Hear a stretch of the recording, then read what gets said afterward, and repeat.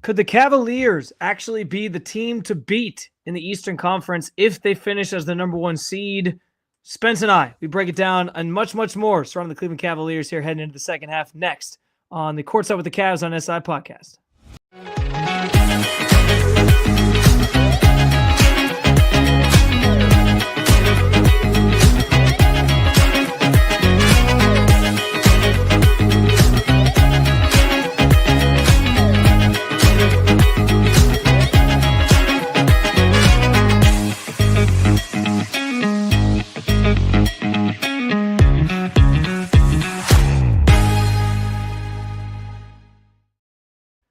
What's going on, Cavs fans? German, Spencer Davies with you as we are well rested. Well, for the most part, I think Spencer's probably a little more well rested than me, but that's for another day. We are ready for the second half, so quote unquote, of the season, which got started last night. Cavs taking down the Brooklyn Nets to kick off this sort of home stretch portion of the schedule, the last 28 games or so. And it was a good start, Spence. I think most notably because, I think sometimes you worry a little bit about like a lull, right, when you come back from the break. And if guys are going to be focused. And I actually think it's funny, like the game kind of played out that way. Like first half, they weren't quite as crisp. And then that third quarter, which has been kind of a bugaboo for this team, they turned it on. They got things going. They looked like the Cavaliers of old. And it was the perfect way, I think, to start the second half of the season. Yeah, it's to be expected. You're coming off of an all-star break. Guys were in San Francisco. Others were on islands. The others were, in sunshiny weather. I feel like what Jared Allen said to Serena Winters in his post-game interview was hilarious. It's like, he had to get the neurotransmitters going. The brain was just still on that vacation time. Kind of turned it on in that second half. DG and JA were really good in that 20-2 run, kind of ignited Cleveland to get going. We talked about that last night, Megs and I. And, from then on, I think that they just kind of found their mojo again, played a little bit faster, played a bit more crisp. And, ultimately it led to a win over a very game Brooklyn team, by the way. They had won 6 of 7 coming into that game, and over that 7-game stretch, they were the best defensive team in the NBA statistically by defensive rating. So it's not like that was some sort of letdown. I think it was a combination of being a little rusty in the first half, not being as crisp and as on time with a lot of their teammates and with a lot of what they do execution-wise. They figured it out in the second half, and lo and behold, they got a win. But this next stretch coming up should be real fun. Yeah, no, and we are going to get into the schedule, obviously, coming up, some tough opponents, some opponents that I think will really test the Cavaliers. But I think a good place to sort of start this conversation to open up the second half, Spence, is this is kind of an idea I've tossed around a little bit the last week or so. But given how good the Cavs have been this year, given their status in the Eastern Conference right now, they sit number one. They going into the second half, they were tied for the best record in the NBA with the Thunder. Is there a world where they would be the team to beat? Because, I think there's always a natural, like if you're the one seed, everyone is looking up at you to an extent. So there always is kind of like that part of it where it's like, well, hey, they're the number one seed, so yeah, we got to catch them. But like, I just mean like more broadly, because I think we all know what the Celtics are, the defending champs, all those things. And I think it is between probably those two teams. But is there a world where the Cavs kind of become the hunted rather than the huntees in the playoffs if they finish as the number one seed in the Eastern Conference? Does that title still belong to the Celtics? I think it belongs to the Celtics until they get beaten. You got to knock the king off the mountain, so to speak. And the Cavs, they have become the hunted in the regular season. They are getting everyone's best shot, as we've seen. I think that changes a little bit when you get to the postseason and the Cavs are going to just become the hunter again. Here's the thing. They always play to the same level. They never take an opponent lightly. That's what's so special about them. It's their mental fortitude. It's the way that they respond when they lose 5 out of 8. It's the way that they continue to play hard and play the right way when they're on a 15-game winning streak. That's how they're built. They know what they need to accomplish, and they know how good they are. They're not cocky about it, but they also tell you and they show you how good they are. So that's what makes them really dangerous going into the playoffs. Boston's still the team to beat. It is what it is. They have the reigning championship. The Larry O'Brien belongs to them until the Cavs knock them off in the Eastern Conference Finals or whatever part of the playoffs to get to that point. Then it's really a discussion that we can't have until the April and May months. I think it's well said by you, and I also think too, it almost is to the Cavs' benefit if everyone is still eyeing the Celtics as the quote unquote team to beat, because I mean you've been in this locker room enough, same as me, Spence, where we've heard these guys talking, and Donovan at one point during the season had that quote about like, if people are still doubting us at this point, I don't know what they're looking for, I don't know what they're waiting for. I think like they sort of thrive with that underdog mentality to them. And I'm not saying like if you're the 1 seed in the East, you're not really going in as an underdog. People will certainly be trying to take you down. But if everyone is still looking at the Celtics as the true team to beat because they're the defending champs, which I do think your point is I think you're right. Like I think it will still be Boston that everyone's talking about as the best team in the East, just because until they vacate that title, they are the defending champs.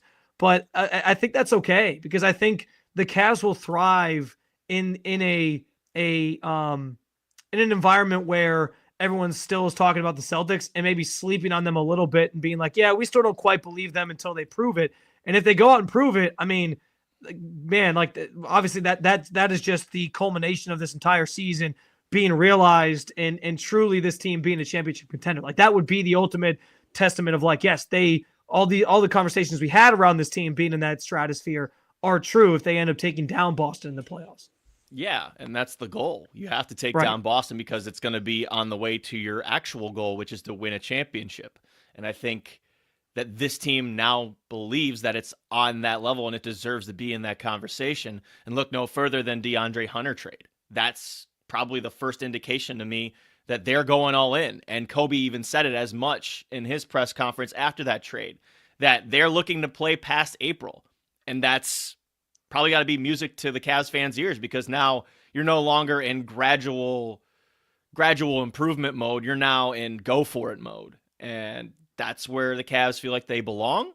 And I feel like as we've seen the development of Darius Garland and Evan Mobley and Jarrett Allen around Donovan Mitchell and the depth and everybody else who's contributed from the coaching staff all the way up to the front office, they have a right to be in that conversation.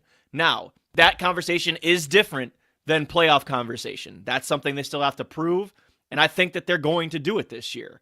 It's just going to take a little bit longer for us to wait and see that happen.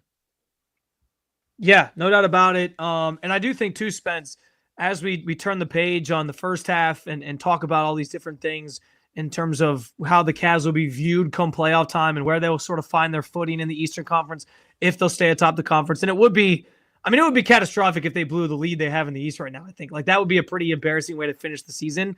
I don't see that happening, but there is a tough portion of the schedule coming up.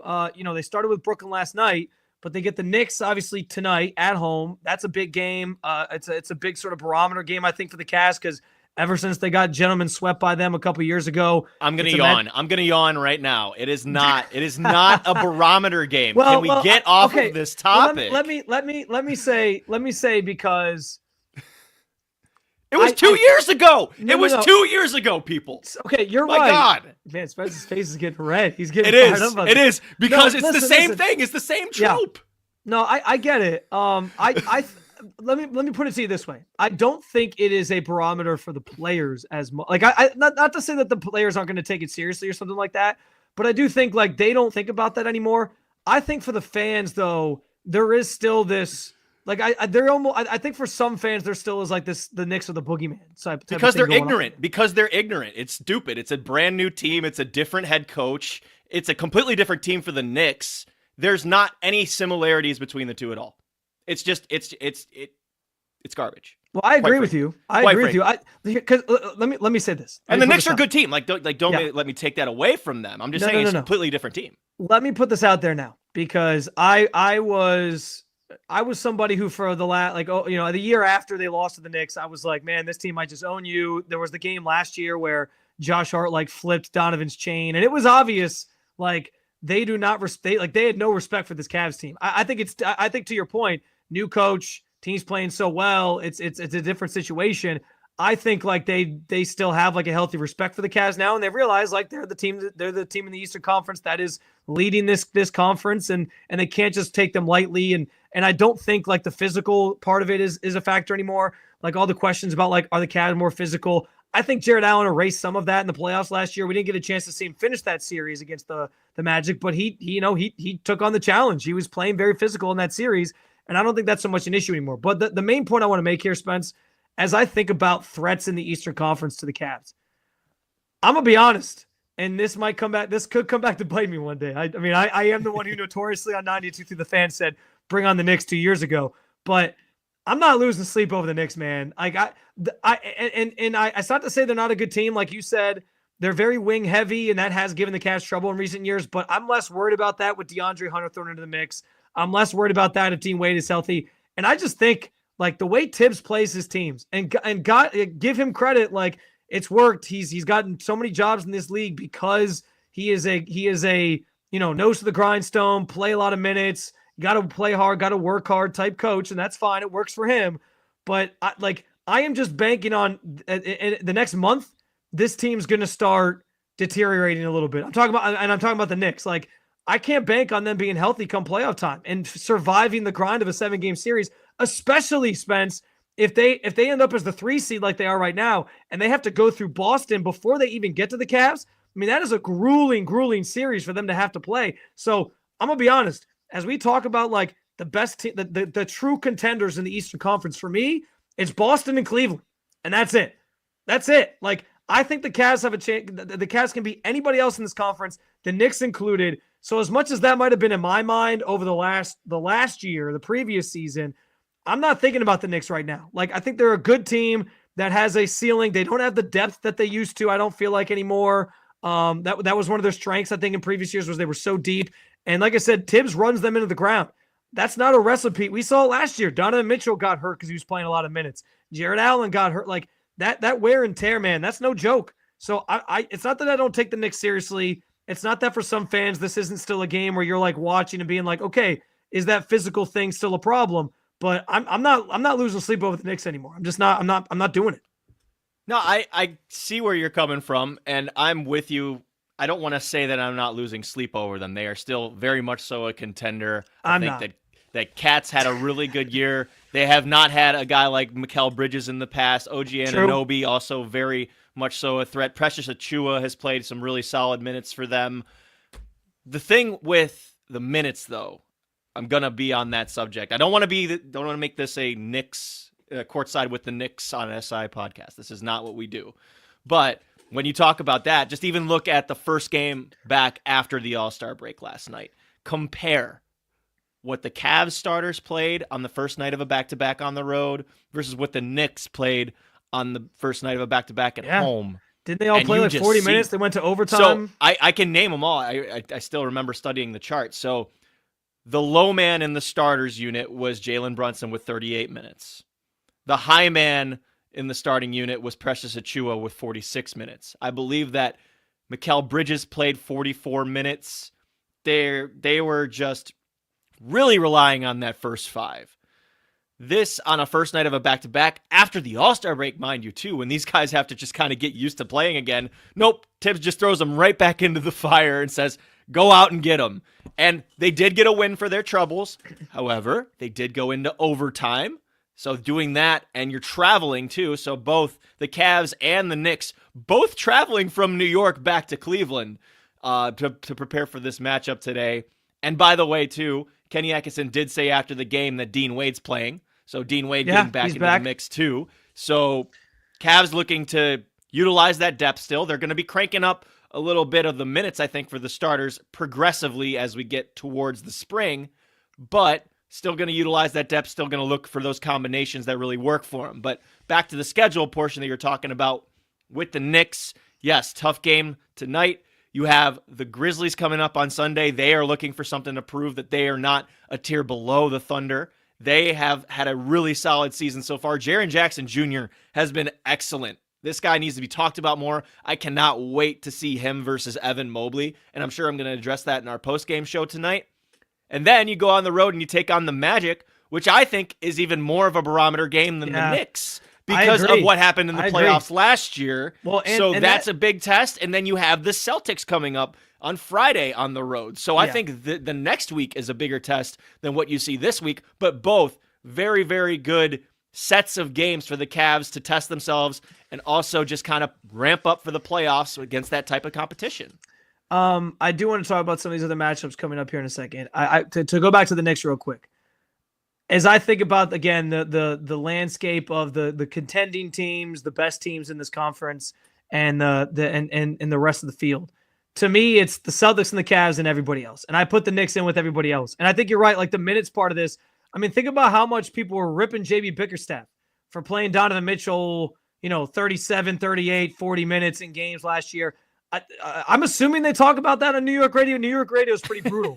But like, how do people not make a bigger deal to the fact that Tibbs does this? Because that's the thing. Like, he runs his team into the ground. And like I said, credit to him. He's turned that. He's parlayed his philosophy into multiple jobs in this league, and he does largely get results. But man, like this time of year, and I'm not trying to say like you should do like the low management thing, but I think like the Cavs have the perfect setup because it's like they take these games seriously. Their players are starting, their starters are playing, their big name players are playing. They're not doing low management, but they're also like managing the minutes because you got to get through an 82 game season. So I'm with you, man. Like I think the Knicks are a good team. I don't necessarily see them though getting past the Celtics and the Cavs in the playoffs. I just don't. I say I'm not losing sleep as kind of like my hyperbolic way of saying that, but I just don't view them as like a true title threat because of what they have to go through to get there. Like I don't see them beating both the Celtics and the Cavs. I just don't. And they changed. I mean, they're still a physical team, but they also changed their identity. They're a lot more wing heavy now too.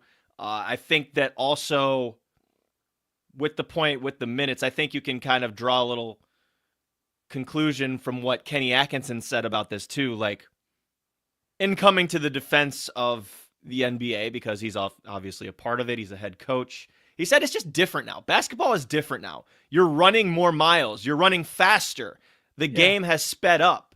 So you have to have a lot of endurance, and the recovery periods are a little bit more difficult. And I know it sounds like bitching and moaning, but it's just the facts. Players are running faster. They're running harder. And in the case of what Tibbs is doing, you're playing them as many minutes as you were 10 years ago. The result's going to be a little bit different. I think it's going to be a little less beneficial to do this as often as he does. But that's what they're paid to do. That's what they play basketball. I just don't know how that works when you get to, the 5th, 6th month of the season. Yeah. And that's just gradually over time, you're going to feel the effects. I mean, shoot. Wasn't Josh Hart just out with an injury yesterday? Yeah. And I think OG Anunoby's dealing with an injury, obviously, right now, too, I believe, still. Right. But one's, like you said, wear and tear. It's gradual. It's kind of over time. And, bless Josh Hart last year for having the endurance he had. I don't think he missed a game, which is insane.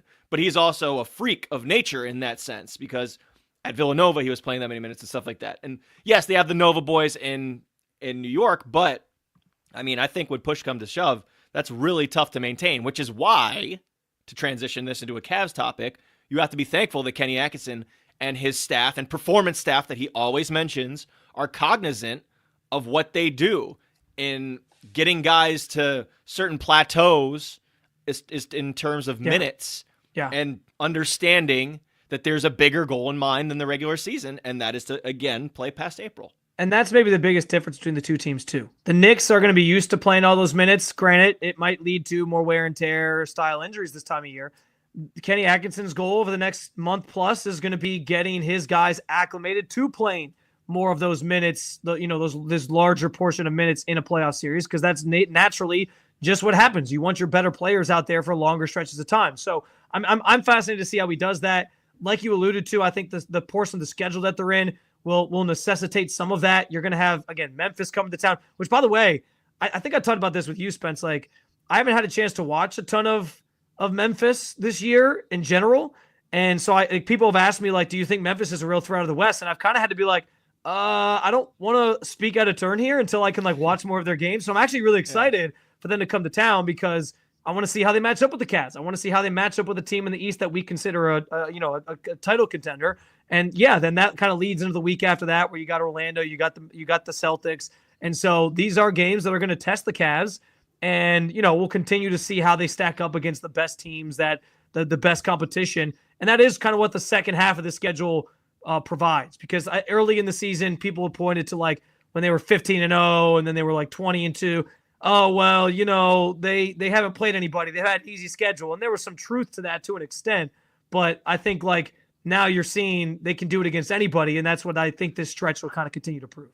And I think Kenny was being critical in those times when they would play the elite teams up to that point, maybe to hint towards Kobe Altman that he wanted some more kind of strong, wingy type players. The stuff that I thought previously was not that important because they were playing teams very hard, playing them very close, and doing a good job. There hasn't been more than 2 or 3 games where the Cavs haven't looked up to par in terms of their energy level and their talent. But he clearly wanted some more kind of pieces to play on that outside perimeter area that can shoot. And then you get DeAndre Hunter. You reportedly, according to Shams Charania and Chris Fedor, if he clears waivers after being released by the Pelicans, Javonte Green comes into the fold. You're going to get Isaac Okoro. You're going to get Isaac Okoro back. Dean Wade has obviously had plenty of time at the 3, so now you're giving yourself options there at that 2/3/even 4 position to where Kenny can kind of tinker around still before we get to that month kind of plateau where the playoffs are only so far away. So he's still going to be experimenting and doing all that stuff. We saw it last night. I saw a lineup that I don't remember the last time I saw this lineup here. I'll pull it up real quick. It had Garland, Merrill, Okoro, Strus, and Allen, I believe. And that was a different one that we haven't seen in a while. So he's still putting out those combinations that are changing it up. And obviously you got to have a feel for that as a coach, who's playing well, who's not. But Kenny's pretty regimented, and he tries different things at the same time. He's got such a great balance and such a great mindset that this is not the end-all be-all right now, and he can still kind of move some things around. And while that's happening, they're still having some success. Like the lineup with Mitchell, Okoro, and Hunter, I thought was awesome. They had Mobley in there too. I think like he has so many different weapons at his disposal and different combinations and possibilities that Cavs fans should really be being taken on the ride and being enjoying it as they face these teams here coming up, because I think they're game for it, and I think they're confident in themselves too, which is something that we discussed on your radio show on 92.3, just about how they believe that they're the team to beat, and that's the only thing that matters. Screw the outside perception. I am so interested to see like how Hunter just gets more and more comfortable. Like he looked like he was getting there even more last night, but a pull-up 3 in transition, my dog. A pull-up 3 in transition, and then a half-court over the top of somebody because his shot is so high, as Kobe Altman says, like it can't contest it. So he does that, and then you're just thinking to yourself, don't put him in a box. That's crazy. When you were talking about that lineup with him from last night, I was thinking about that shot specifically. I was like, that pull-up 3 in transition was incredible. And yeah, like I'm already I don't want to say I want to like skip through the rest of the regular season. I think there's probably some people who are there, but I enjoy watching these games and kind of getting a sense of, again, how they stack up against certain teams like Memphis, who we haven't seen in a while, or a team like the Knicks, who you haven't played since, the second game of the season. Like, those are the things I'm interested in. But I am getting more and more excited about the playoffs because Hunter's here. And I'm just like, man, the opportunities that he gives you in some of these matchups against wing-heavy teams is going to be so fun to watch. And, like, the fact that the Cavs have this guy to deploy, I don't know, man. Like, there's so much reason to be excited about his addition to this team and what that means for the Cavs. Let's actually go to – I want to talk about Evan Mobley here in a second, but I want to go to the comments section real quick. Our good friend Anthony Meglin jumps in with signature win coming up. I don't – did Megs catch you actually saying they had a signature win at one point? I did not. I did not say that. No, you did say it. It was after what game was it? It wasn't the Celtics. It was somebody else. There was a different game where you said they had a signature win. But we'll have to go find the tape on that one. B Skrills, I don't know. Is this his record prediction for the season? He thinks they're going to get to 65-17, I'm guessing? They're 45-10. So, I'm not saying it's not possible. I mean, I just think that's interesting because I want to. I'm kind of confident that they're going to break the record, the 66 win record. Like, I think they could get to 67, but he's selling them at least a game short of even tying it. So we'll see. Thank you, Yumano. That was the one where I said it was a signature win. Yes, I do remember Yeah, that now, because that's we were in the arena. Thank you so much. Thank you. Yumano follows our videos more than we do, so congratulations. Thank you, Yumano. Appreciate that. I was gonna say I knew there was a game, and that was the one. That was he it. He got me to bite. We did get Spence to admit there was a signature win at some point this season. We'll see if we can do it again before the end of the regular season, or if it'll just be reserved for the playoffs. But Spence, if this team's gonna keep getting signature wins, they're going to need Evan Mobley to continue playing at a high level. And I got to tell you, that play last night against the Nets, where he drives to the basket, backs down his defender, put a spin move on, cuts to the hoop, and then over his head throws like this reverse layup into the basket. That was, to me, and I know like the Cavs shared it on social media. It became like the highlight of the night for the Cavs. Everybody was talking about it. That to me is peak Evan Mobley. Like when he's doing that, he is basically unstoppable. And I got to tell you, I was, how quick little aside here, quick little story. You know how there's like these videos now that pop up on social media that are like AI generated, and it's like a press conference or something like that. So I got sort of tricked in the opposite way by that video of Evan Mobley at the All-Star weekend. He was asked about like, who's going to be the best player in the league in 5 years. And I swear I only saw like one or two people share this video, and it looked fake as hell. Like I was like, this is fake. This is totally fake. And I only saw like one person like actually talking about it. No like big time reporters had it. Nobody had mentioned it at all. I was like, okay, this has to be fake. If it's not being shared or talked about by any of the names in the biz, real time journalists that I know, that like it's like it's the same thing I do with like football news. If it's not like the real Adam Schefter account, I can't believe it. So I was not sold that this was real. I thought it was fake. And so that I didn't want to be the idiot who like started talking about something out of turn that was fake. And then everybody laughs at you because they're like, dude, this is AI. You got duped. I was like, I'm just not going to talk about it. So I didn't bring it up at all. I was going to bring it up on social media. I was actually going to bring it up on a radio show that I was hosting, but I stayed away because I thought it was AI generated video, only to find out that was a real video. And so his answer was interesting because he said he thinks it could be him or Wemby, which, by the way, some unfortunate news for Wemby with the blood clot in his shoulder yesterday. Same thing that cost Chris Bosh's career. So hopefully that's not the case here, because Wemby is obviously a star in the making. But to bring this all back full circle to Evan Mobley, I thought the answer was interesting because I don't know if Evan Mobley says himself in that conversation, like even as recently as a year ago. Like I think Kenny Atkinson has put out a confidence in him that we haven't seen, and it's playing itself out in the court. But like I do think there's some truth to the idea that he's in that conversation as being one of the best players in this league in the next 5 years because of how his game has taken that next step. And if he keeps doing stuff like he did against the Nets on Thursday night, where he puts that spin move on and cuts the basket, I mean, dude, how could we deny him of potentially being that in that conversation?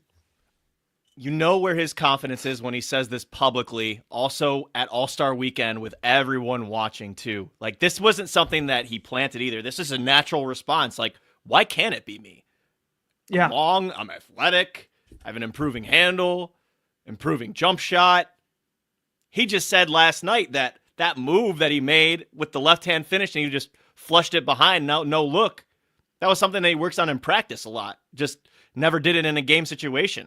That's just one example. We know how talented he is from a defensive standpoint. We know how talented he is from the ball handling improvement and the outside shot. Shoot, even the pull, the turnaround mid post fadeaway, playmaking. He's got the whole package. It's just putting it all together and upping those skills, almost like a game of 2K, where you're just kind of improving those attributes as you go along. And shoot, I mean, he's in year 4 now, about to be in year 5, and he's doing some really solid things on the court, and he's helping them win basketball games, and he's doing that all within the context of Darius Garland getting better and Donovan Mitchell stepping to the side so that he can improve. He's still doing the big-to-big stuff with Jarrett Allen. He's creating chemistry with the guys like Max Strus and Sam Merrill. Sure is going to be on the floor with DeAndre Hunter. Like, his individual skill set is also coming along with his teammates. And when you make your teammates better, and when you're being more aggressive too, and they're telling you to be more aggressive, they're telling you to be more confident in yourself and say this stuff publicly. Darius Garland said the same thing without even knowing what Evan said that weekend about who was going to be the best player in the NBA in 5 years. So uplifting your teammates in that sense, and also having the courage to do it on your own and having the gumption to do it on your own, I think that's a good thing and a good sign for Cavs fans and for Evan Mobley in his ascent to stardom. Yeah, and I obviously, Donovan has been one of his biggest supporters throughout his entire career, and rightfully so. You know, I think like he's been he's been sort of that support system. He's also helped Evan become more confident, and I think it's him, it's Kenny Atkinson, it's all those guys. But yeah, it's been this evolution of Mobley has been fun to watch, and like you said, if he continues down this path, you know, year 5 gets better, year 6 gets better. Why not think about him in the light of being one of the best players in the NBA? I actually think it'd be a fun exercise, Spence. Let's project 5 years out and try to figure out, like, give me who you think will be the top 5 players in the NBA in 5 years from now. I know I'm putting you on the spot, but it's a fun little thing. It's a fun little podcast. It is, but then you're gonna get me in trouble because now when someone's fan's gonna be like, "Oh, you didn't mention this guy." No, come on. Guaranteed.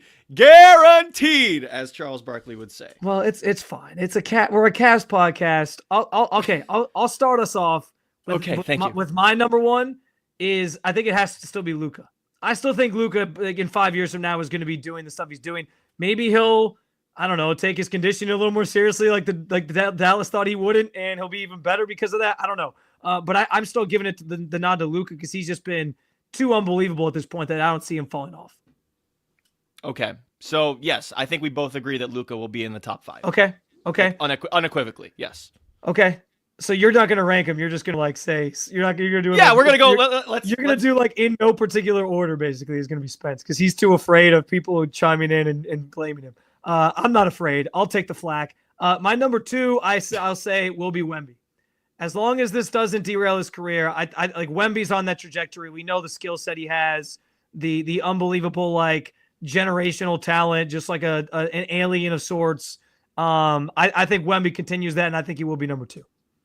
So this is in order for you that you're doing? I'm doing mine in order, yes. I'm saying Luka and Wemby 1, 2. In 5 years, you say, right? 5 years? Yeah, in 5 years. Nikola Jokic. Why the hell can't he keep this up? What? It's not like he depends on athleticism. He just turned 30. He's just 30 turned now? 30. Yes. Okay. Yeah, I mean, by the time he's 35, I could see him still doing it. If he wants to. If he's still in the league. I was thinking about Jokic. I'm not saying he's not going to be in my top 5, but I think that's a fair one. You're not doing yours in order. You're just saying he's in the top 5 still, or are you putting him second? No. I mean, I don't know, these stupid ranking games. Like, Spence hates everything about talk radio, man. I really do. Dude, this is not even like a gotcha topic. This is just like, let's have some rate the top 5 players. Well, there's a lot of talented young players who could be, like, really good in the but what about the guys who are already here in 5 years? They're still going to be really good. Well, that's why I put Luka 1. I'm not saying the Joker won't be in my top 5. I just don't have him 1 or 2. Would you still have Giannis in there? How old is Giannis now? I believe he's 26. Let's look this up. He's 30. He is? Yeah. I was going to say, I didn't think he was 26. I am old, man. This is garbage. It's good to see somebody who was born in the 90s, though. That's always reassuring for me. Like, oh, I'm not that old. Giannis is only 3 years old younger than me. How is he? You see, Giannis is interesting because his game does depend on athleticism. I think he's not like 26. And he's not like a jump shooter. So I don't know. I don't know if I think Giannis will still be, like, dominating at the level that he is in 5 years. But maybe. I mean, he might still be up there in the conversation. I got one. Okay. Paolo Banchero. I like that answer. That's a really good answer. Yeah, I mean, he's been on a really good trajectory, and obviously injuries kind of held him back this year. But I like that answer a lot. That's a good one for, like, a young guy that has a chance to be up there. I also think, like, you talk about guys that are already established. I think Jason Tatum still belongs in that conversation because he is only 26, I'm pretty sure. And so in 5 years, he'll be like 31, still very much in his prime. I do think so. Okay. How have we not mentioned Shea Gilgeous-Alexander, by the way? Well, so that's this is where I was going next was I have Luka, I have Wemby. I think my 3 will be Shea because I just think he's going to continue to get better. He's still so young and early in his career. Like, I think he has a chance to pass some of those established guys that we sort of bring up. My 4 will be Mobley. I'm going to give him some love. And then 5, I would say, I think I feel more confident in believing that the Joker's game will translate over the next 5 years more so than Giannis's. So I'm going to say the Joker still is a top 5 player at that point. And then I think there's a number of guys you could throw in there as like honorable mentions or like just on the outside looking in. I think you brought up Paolo. I think that's a good one. I think Tatum, who could still be playing at a high level at that point, is one of them. And I think, maybe Giannis is still in that conversation. And I'll say this one too. If Chet Holmgren stays healthy, I think Chet is very much in that conversation too. So there you go. There's my top 5. How about people who aren't in the league? Like, do you want to get Cooper Flag? All the way back into Cooper Flag talk? Do you want to get into Cooper Flag is a good Ace answer. Bailey and Dylan Harper? I don't know enough about Ace Bailey. I don't know enough about Ace Bailey yet. No, I'm just saying, like. No, I got you. You I got you. Those in the conversation. I think that's fair. I mean, by 5 years, Cooper Flag's going to go to pro this year. So in 5 years, will he be established enough to be a top 5 player? For sure, he could be. And all right, I got 2 ringers for you. Okay. Now that I'm like actually bringing this, I'm going to die laughing if you say Amani Bates. Listen, give the Cavs fans what they want, Spence. Give the Cavs love fans. me some Amani. Unfortunately, I don't think that top 5 player is in that future. That'd be astounding, and I do not doubt his work ethic. I will go ahead and take 1 Amen Thompson from the Rockets. Okay. I think he can be in that conversation just from what I've seen in his second year. He is something, man. Like the poise he had in that 1 week was really, really eye-popping. I think he has all of the tools athletically, and he just has to kind of work on his handle a little bit and work on the jump shot and the dribbling and all that. But man, he just showed a lot of potential in that game, especially on the road against the Celtics. You saw what he did against the Cavs, leaping and blocking Evan Mobley from his feet. It wasn't even with momentum, just like straight vertical. 2, Jalen Johnson on the Atlanta Hawks. I think that he could also be in that conversation. I think he will be the best player on the Hawks in even within a year or two's time. No disrespect to Trey. I just think that Jalen is that talented to ascend to that level and to be able to self-create and to be able to shoot the way he does, defend the way he does at the size he has. So those are my 2 outliers. I like that. I like both those. See, I participated in your little game. I just had to think a little bit. I appreciate you appeasing me, Spence. These are fun things that we like to do on podcasts to get engagement and get people excited. And listen, get engagement, aka content everything, content machine. Nobody is going to rip you for these takes. No one's going to say someone's going to yell at me because I didn't say LaMelo was in the conversation. You know more about LaMelo. That's funny. You know more about basketball than I do, and I committed to it. I gave you 5 names, so but I like the answers that you gave. I like the answers that you gave. Appreciate that. We'll end on this quick question. 5 years from now, LeBron's still playing. He said he could still play 5 to 7 years if he really wanted to. Is LeBron still in the league in 5 years? Is LeBron in the league in 5 years? Ooh. I'm not saying he's going to be a top 5 player, but is he going to be in the league in 5 years? I say no. I think next year's it. I think he's got 3. I think he's got. You think he's playing 3 more? Okay, 3 more. Listen, there is an argument to be made that maybe the Luka trade reinvigorates him to give it a run for a little longer to see if he can be a supporting role to Luka and win another championship. We'll see, but I think next year's the year. I think he's going to do the retirement tour thing. But I like that guess. That's a good answer.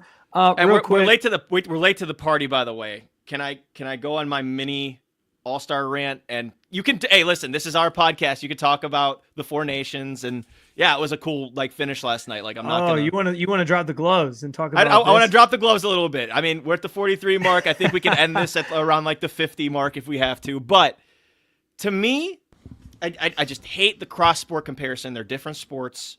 I don't like you're not allowed to fight in the NBA. You're allowed to fight in hockey. It's a part of the sport. So that for one. What PK Subban said, I actually kind of agreed with part of it. There's another part of it too that I think again goes back into the conversation we were talking about earlier with how much faster the game is and how much more demanding the game is on your physical. And I think that also plays into it. There are so many multifaceted ways we can go with this, but to the All-Star stuff, I have some notes here. Okay.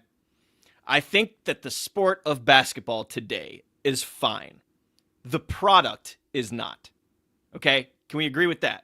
Can we agree that the sport itself is fine? The product and the coverage of it is not. Yeah. I mean, I think the sport itself isn't the issue. Like we've seen eras where people love basketball. So like, I think people have an appetite for it and they want to get into it and they want to care.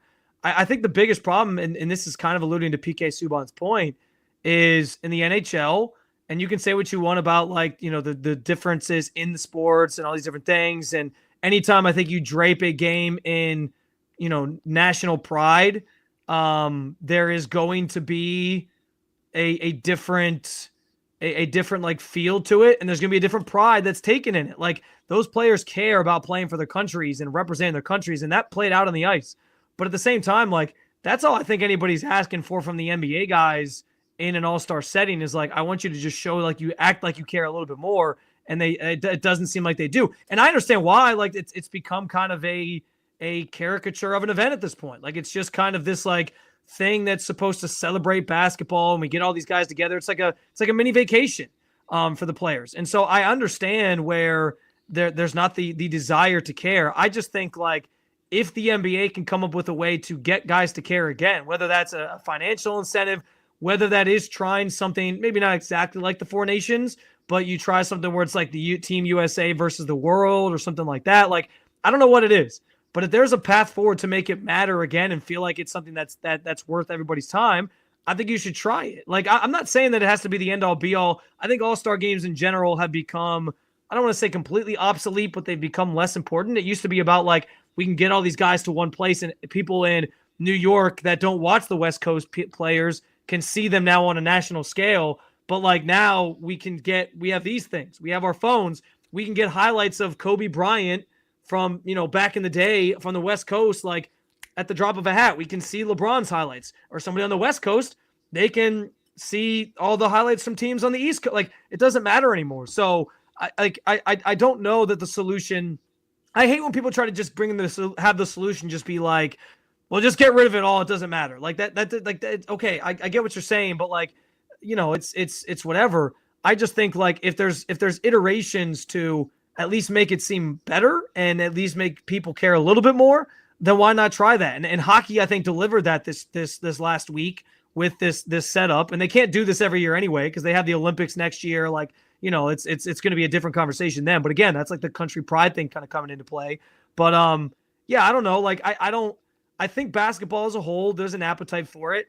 I think the biggest problem basketball has, Spence, and we've talked about this, is just like the care. Like the care level at times doesn't seem to be there from the players. And listen, like if you and I do a podcast every day, but we act like we don't really care to be here, then our listeners are gonna be like, well, we don't really want to be here. Like it's just natural with everything. Like what does that say to the fans if the players don't really seem like they want to be there? Why should fans tune in? And so that's probably, I think, the biggest problem that we've seen with ratings. And it's not just an all-star thing. We with the LeBron conversation, it was the same thing. Like him not playing in the all-star weekend was a microcosm of the problem in the NBA in general, which is guys just say at the last second, like, well, I'm not playing tonight. And no, I'm not blaming LeBron for that, the institutional problem that exists. But that's the problem is like, if you want people to tune in, if you want people to care about your product, you need the product that is the players to actually be out there on the court caring and playing at a high level. And I think that's gone to the wayside in recent years in the NBA. There are a lot of things that I wanted to respond to in that 3-minute rant, which bravo, by the way. Well done. Like I do. You know what? Thank you. That was it's like I do this for a living or something. That was well said. No, seriously, it was. To the point of the caring. Yeah. let's just say this. There is a documentary on Netflix now called Court of Gold that just came out. There is a level of care with NBA players. Just maybe not as much in the NBA as there is in the Olympics. The Olympics, we saw that level of competition. We saw the world, quote unquote, Is that catching documentary? up. By the, is that the one about the Team USA? Yes. Okay. So I've seen some of the clips. I gotta watch that still, so it's on my watch list. We did just see that. So that's the other thing. For sure.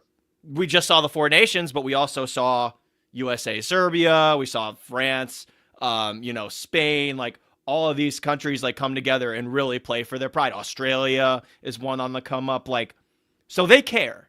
Maybe not as much during a regular season NBA game, but they do care. And they are hella competitive, especially the older guys. Like, I think this is also a generational difference that we can get into.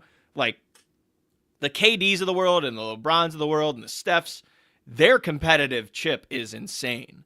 Like, Anthony Edwards is the exception, not the rule with the newer generation, I think, too.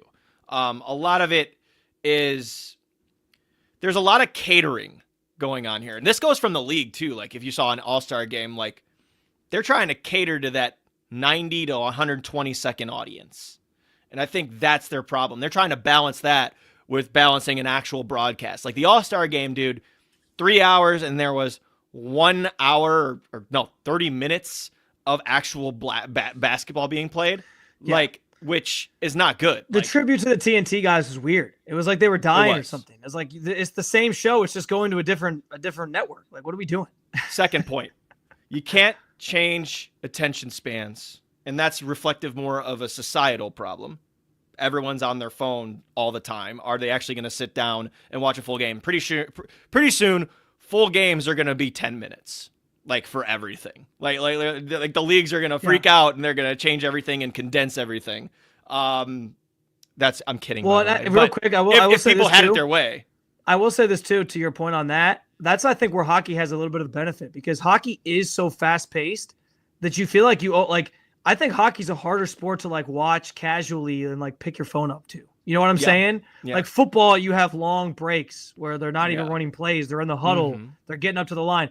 Basketball, you have kind of like the in-between. You get a rebound, you're bringing the ball up. Unless you're like really running in transition every single possession. Like, baseball, there's plenty of downtime. Hockey, it's like up and down the ice, shot, save, kicked out. Oh, no, there's a rebound. It's so fast. You have to be paying attention at all times. I missed one of the goals last night for, I think, Canada because I was like scrolling on my phone and I was like, oh, shoot, like I missed it. So I think that's another benefit that hockey has, I think, over other sports. Yeah, you have to pay attention. It is so fast. Yeah. And by the way, shout out to the play-by-play and color analysts for hockey because I don't know how they keep track of that puck. I will say this, though, too. As much as we talk about this subject, and as you can see, I have my notes prepared. Like, they're on my phone. I wanted to get into this so badly because I feel like I texted you topics, and you didn't even bring this up. We're into What do you want? I said, what do you want to talk about? I wanted to surprise you. I wanted to surprise you. I like the surprise. I thought it could have been passé because it happened last weekend, and we were a little, late on the pod. So I got you. But yeah, this all has to do with social media. It all has to do with the content machine. This is what is getting the conversation going. Now we're pitting leagues against each other. The basic end of this is that we shouldn't care as much as we do about it. Does anyone give a rat's ass about the Pro Bowl? Anybody? No. Exactly. So why do we care so much about the All-Star game? Yeah. That's my end point of this. It's like I think it's just a topic that is so tired to me. I do agree with a lot of the points that were made about this particular All-Star game and the ones before it. I actually thought the basketball was more competitive this year than it's been in a couple years. I agree. It was a little bit better, yeah. But yeah, like we talk too much about this stuff. I don't think it's as important, but I feel like a lot of people are using it as a reason to display their hatred of the NBA versus all the other leagues. Yeah, that's probably fair. And I do think you're right. Like, we probably make too big of a deal out of this, like, glorified scrimmage / vacation for players anyway. And like, then we need to, like, the All-Star game doesn't have to be this like grandiose thing for everybody. It can just the players in the 2000s just ramped up the pressure in the fourth quarter. They didn't do this for 4 quarters. Yeah, it can just be something that's fun. But like, I also think there needs to be a balance. And for me, like, it's less about if they can never get people to care about the All-Star game in the NBA, fine. But I think the NBA's problem is that also seems to extend to the regular season oftentimes. And that's, I think, the bigger problem at large for the NBA is like, and there's contract incentives too, by the way, for All-Star selections. It's an institutional problem more so than just like an All-Star game problem for the NBA. And that's my bigger gripe is like, if you get the players to care about even the regular season games, things maybe change around. And then we can talk about how you make them care more about an All-Star game. But I don't know. I think just in general, I think we both have kind of brought up some good points on this. Eyes on the teams. The teams are the ones who make those decisions, not the players and not the league. It's the teams that have gotten way, way overprotective and way overbearing on the load management stuff. So that's I'll leave it at that. It's not all the league. I'll say this real quick to get us out of here on that topic. We've seen the league and we've seen the NBA become probably the most like player-friendly, player-driven, player empowerment league. I almost wonder if these conversations shift things back to the league, trying to get a little more control back in terms of like what they can and can't enforce. I don't know how much you can take back at this point because like once you've let the toothpaste out of the tube, how much can you really put it back in? But I do wonder if like the league tries to be a little more forceful with certain things about trying to make sure the product is still, pure and what people want to see, especially as far as the regular season is concerned. Because again, the ratings dipping, that is a legitimate thing that the league has to pay attention to and think about. So, we'll see what all that looks like. I was going to throw this in here real quick as a sort of fun way to end this. Brandon tells us, love the pod. Let's go whoop them Knicks. And I couldn't agree more, Brandon. Not losing sleep over the Knicks. I'll say it again. Not worried about that team. He's such an instigator. He's trying to really pull and evoke emotion out of me right now. And it's just it's crazy. Like I actually, even like before that and stuff, like I was always very superstitious as a fan. Like, so I would hate when people would say that. Like, there's always someone like before the game ends and it's like, oh, this is over. Like I'm like, no, that's my wife. Don't say that. That's my wife. See, that's the reverse jinx though. My wife, like when we watch Ohio State games, if they like let up a touchdown in the first drive, she's like, well, they're gonna lose. And then I'm like, there's like literally like 3.5 quarters left. Like, what are we talking about? It is a fascinating study on how people watch sports. Like, I would love to be just get a sample of like 100 people in a room and say like we do like a live broadcast edition of Courtside with Cavs on SI one day and watch a game with people. Idea. I would love to see how they digest it versus how people react to it on Twitter. I think that would be so fascinating. I'm a big set myself up for disappointment rather than like, I do that with most of my teams. But when it comes to this situation, I hate New York. So I'll pick the Cavs over the Knicks 20 bajillion times out of 20 bajillion times. I'm Donovan Mitchell. I'm Kenny Atkinson. I'm right here. This is where I live. If I can rile up some Knicks fans, I'm all about it. So yeah, I'll say it again. Not losing sleep over the New York Knicks. You can clip that. You can put it into a tweet. You can put it in a short on YouTube. You can put it on Instagram. I don't care. Not losing sleep over the Knicks. All right, oh friends. God, old feels takes like exposed. A good place. Feels like a good place to end the show with me firing off takes that'll probably come back to bite me in the ass at some point.